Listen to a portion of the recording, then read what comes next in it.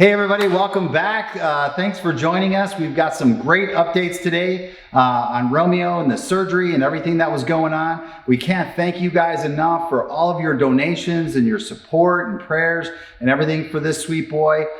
He's just doing just great, and we've got some great things to share with you. But first, roll 'em!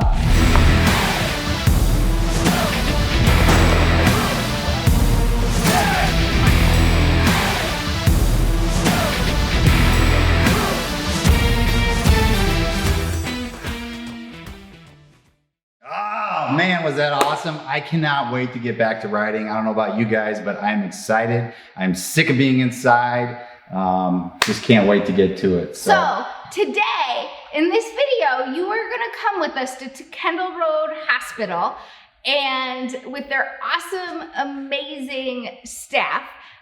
You're gonna meet Dr. John Bassett. He's the one who performed Romeo surgery, and all of his staff there, along with taking a little bit of a tour of the hospital and getting further explanations of what's going on with him. So let's get to it. Good morning, pretty boy.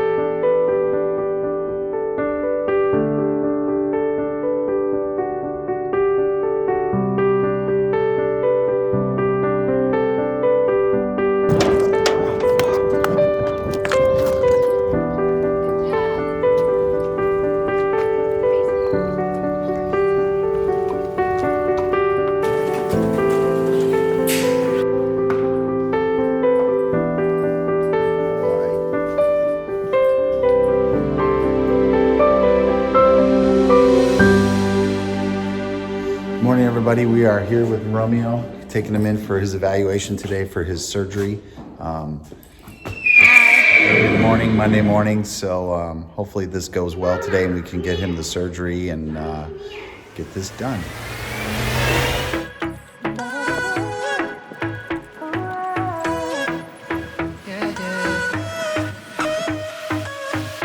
Pushing the past again, oh. You know my little triggers keep on triggering them all. I've had enough of this, oh. We call him Slomeo, so.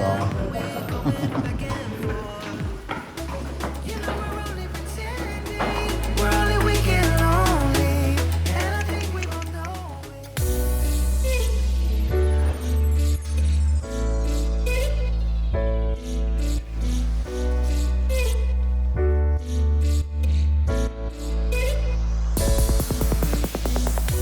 No, I didn't see any of that a year ago when Okay. those films were taken. Yeah. So, yeah. Well, and I'm hopeful too, because his half brother has been through this already, and Yeah.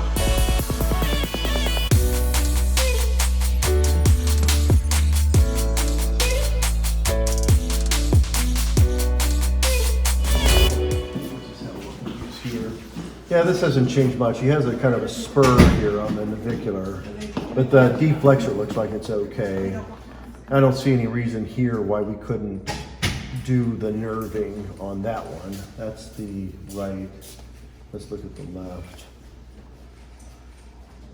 Yeah, same thing. He's got this spur growing up here, but the deflexor is this thing running right along here. will that spur ever affect that tendon? Nope. Okay. No, probably not. I mean, Or is that kind of off to the side, almost like the yeah, wings? right. Exactly. It's the Okay. wings. Exactly. And this. We saw that on the top Yeah, view. Yeah. right. And I don't see any reason to retake all those, honestly. So I just wanted to make sure we had this. Yeah. And you can see this is abnormal. That kind of peak right there. That's the arthritis at the front of that joint. Okay. That's the left one. Just Okay, this that's peak the here? one that Yep. he's worsened, right? Yeah. So. So let's compare that to the right one. See, he doesn't have that big Oh, right. peak right Yeah. there. And go back. You see, he's got that kind of. Yeah. That's an arthritic change, and that's not something that the surgery's gonna help. Okay. You know, that's something that would have to be maintained, and it may. This is going to help them a lot, though. Okay. I mean, like I said, 75%, probably more. Okay.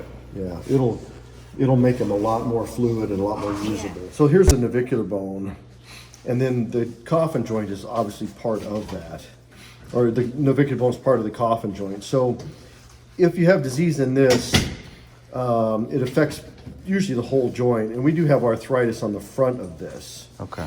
But the deep, the nerve we blocks out the back part of this and the bottom of the foot, but it doesn't block out the very front of this. So they can still feel that if they have arthritis in it. Okay. So sometimes you have to inject that and just do it as needed. I would say the vast majority of horses don't need to be injected. Okay. Yeah. Because I don't think Chance had to be injected, No, right? but we Seems did pretty just good. recently put him back on Previcox Okay. because he was starting to get just slightly off, Oh, and yeah. I didn't know if it was like his front feet or maybe his hocks because his Yeah. hocks are kind of weak too. So So sometimes what will happen is I'll get a call 3 or 4 years later and they say, oh, those nerves have grown back. And every time I'll say, inject his coffin joints. Yeah. And 90% of the time, that fixes it. Okay. Yeah, now once in a while, I'll have to re-nerve them. That nerve can grow back over time. Okay. We used to just cut it in one place. Now we cut it both high and low. Okay. And we take out a whole piece of it Okay. in there. And that way, it takes a lot longer to grow back. And I think most of the time, it's permanent. It Okay. won't grow back. Okay. But there are times, I just redid one. I think in the last 10 years, I maybe only redone like 3 or Okay. 4.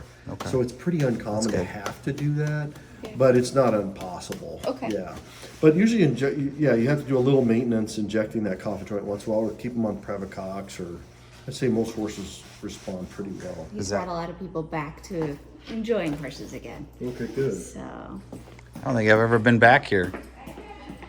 This is cool. Where we're bringing it to this big door here, and you can film this if you want. I would love that.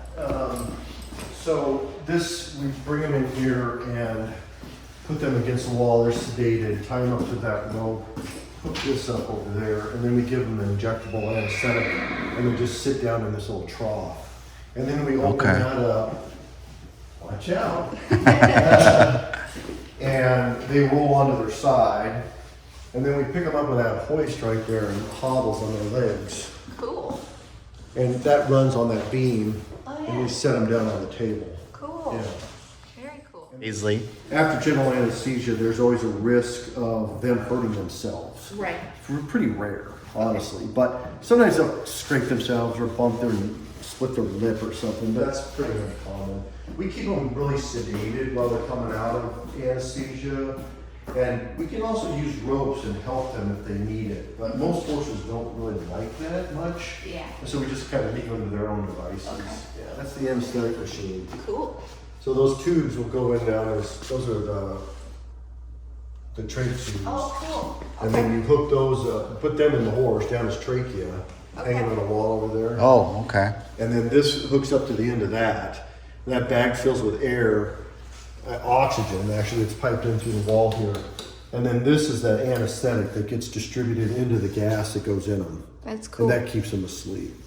And this is called a rebreathing. So this takes all the CO2 out of there, and that puts oxygen back in. Okay. So they breathe out the CO2, get the oxygen, and then this adds a little anesthetic. Okay. And it's adjustable, so depending on how deep, some horses fall asleep easy, some fall Yeah. asleep. Sure. Yeah.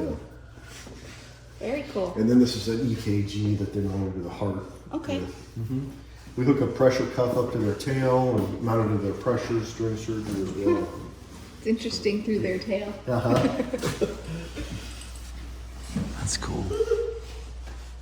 So, when you cut the nerves, the one thing to think about is that when we cut them, sometimes they all develop a neuroma there, which is where the nerve heals. Yeah. Sometimes that neuroma will be painful, what we call a painful neuroma. And they'll be more lame than when you cut them before. But usually if you just inject a little steroid right on the end of that neuroma, Yeah. it settles it right down. So that's one risk of the surgery. I have had to go back in and cut that neuroma off Okay. and have it re-heal. But again, that's only been maybe 3 or 4 times in 30 years. Yeah. So it's pretty uncommon. So then the other thing is the deep flexor tendon, because they can't feel the back of their foot.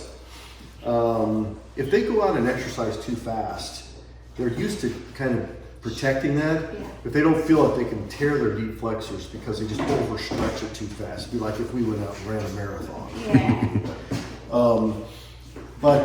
So the way around that is we just have to gradually bring them back into work after they've been walking. Now he has been pretty quiet. He's been on rest, hasn't he? Yeah. Yeah. So you'll have to kind of slowly. Well, if he's been turned out, he's probably okay. Yeah, he's So other than that, he'll go home on just bute and some antibiotics. Okay. And Cool. yeah. Yep, Romeo's getting his surgery today. Yeah. That's cool, right? Yeah. We're very excited for him.